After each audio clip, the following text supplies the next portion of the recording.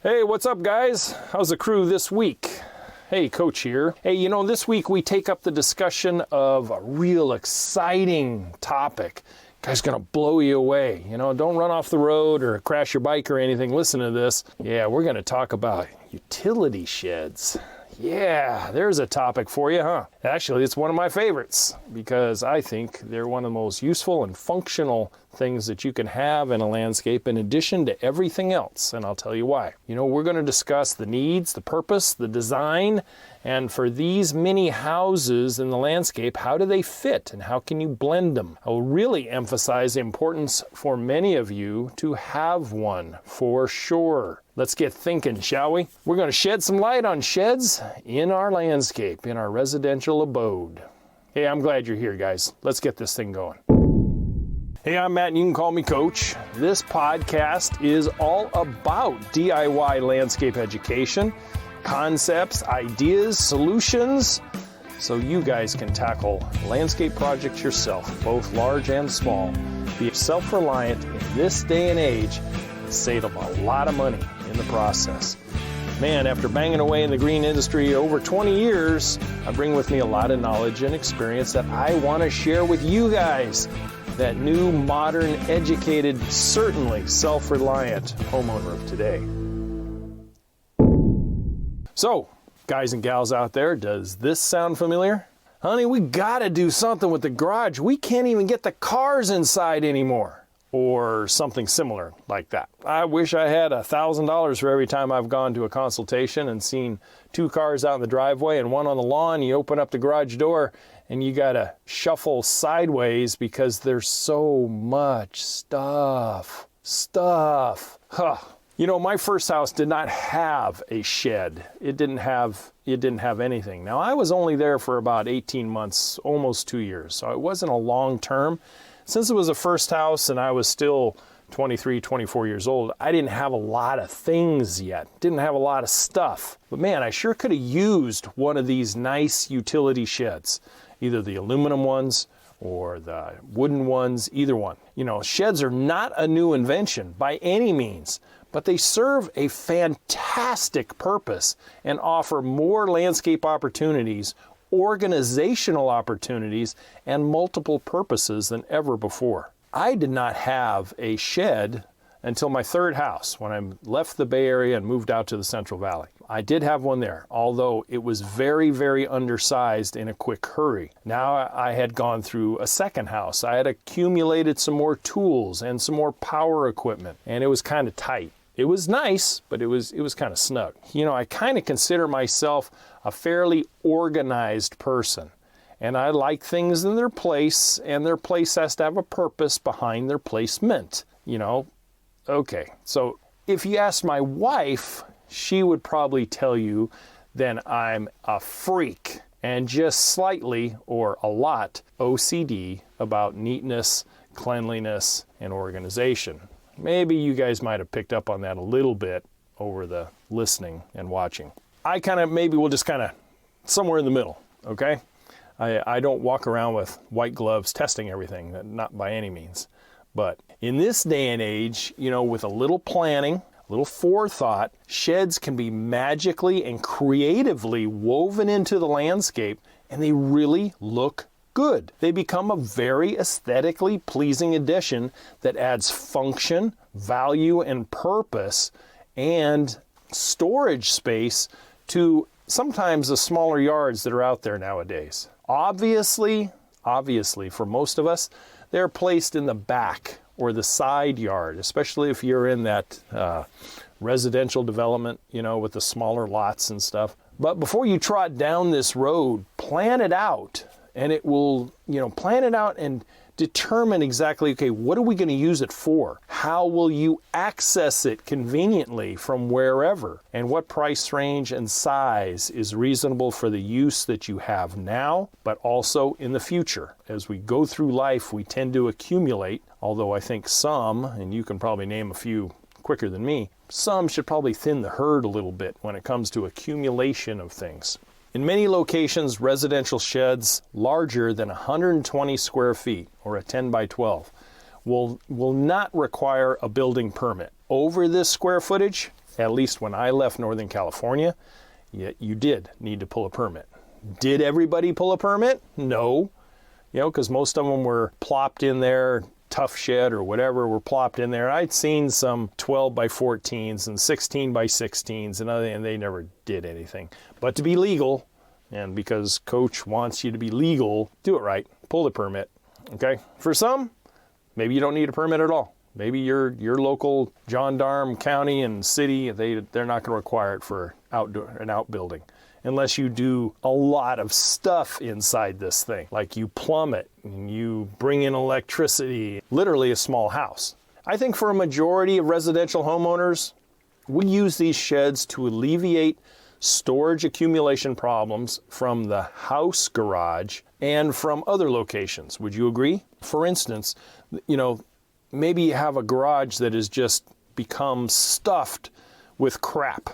You've got all your yard tools there, your mower, your blower, your Christmas boxes, and all your decorations and leftover photos and blah, you can just go on and on and on. Okay, well, if you get the right size shed, you're able to remove those things from your residential garage and actually put the car back in. Woohoo, concepts. And other things can go in there too. Maybe kids' bikes.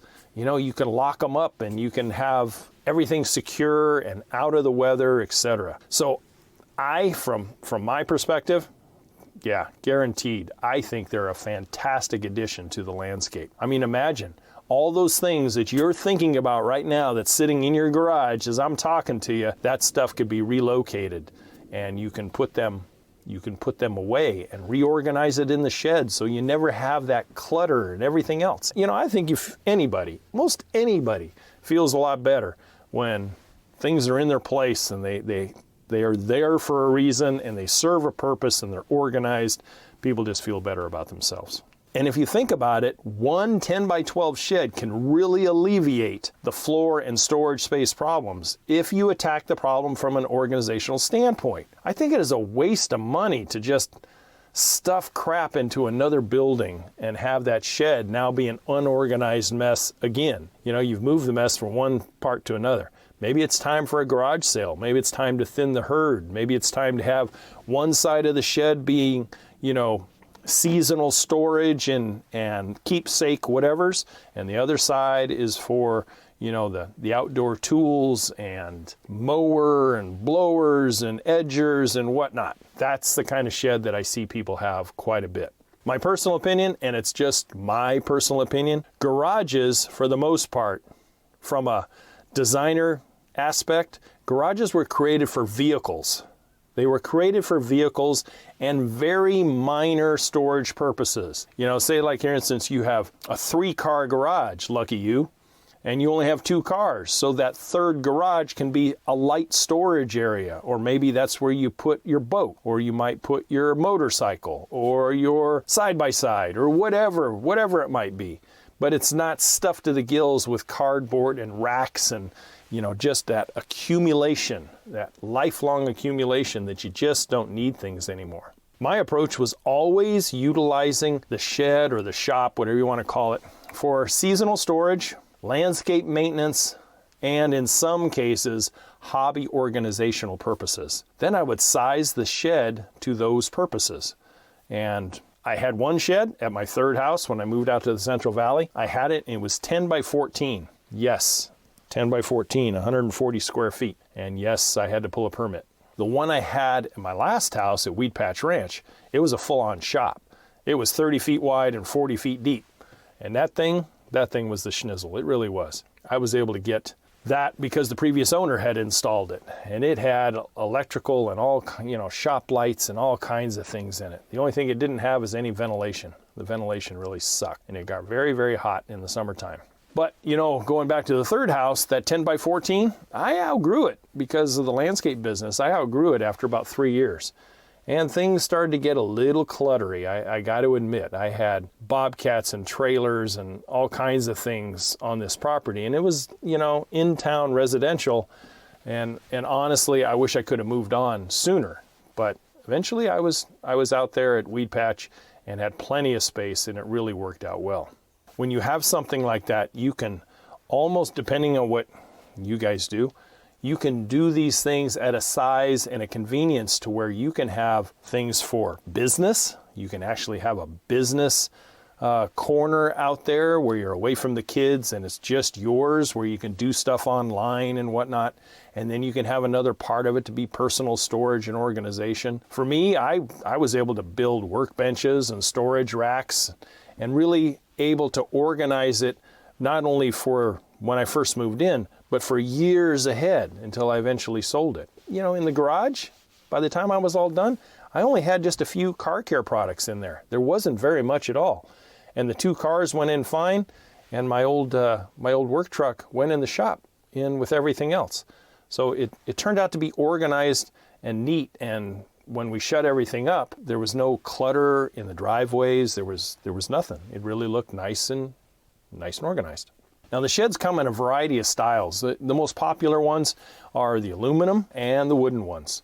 The wooden ones are very popular that you see at some of the box stores like Tough Shed and other quality makers. Not all of them are quality, but most of them, you know, they do okay. It all depends on what your price range is and what you're looking to have in each one. That one that I built at my third house, I had a guy, I think the company's name was Gorilla Shed at the time. I don't think he's in business anymore. But hey, he was a second career type of guy, and he was very good carpenter, and he would come out with all the materials and he would build it right there on site.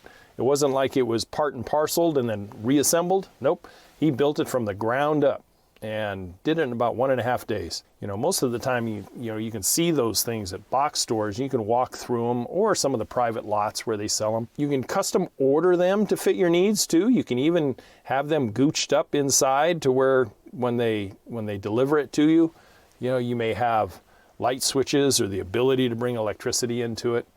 You know, delivery and install is always available, but to save a few bucks, make sure you guys do your site work first and just ask the company, you know, how big a pad do you need? Ask what space would be needed and knock it out in a weekend for small sheds and just go up from there.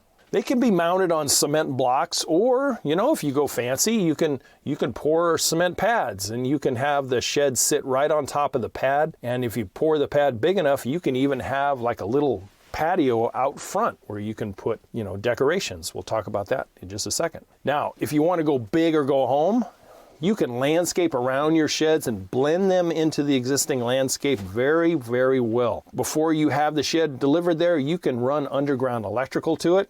You can have valuable lighting put inside the shed. You can have landscape lighting around the outside of the shed. They really can be decorated and be attractive on the inside and the out.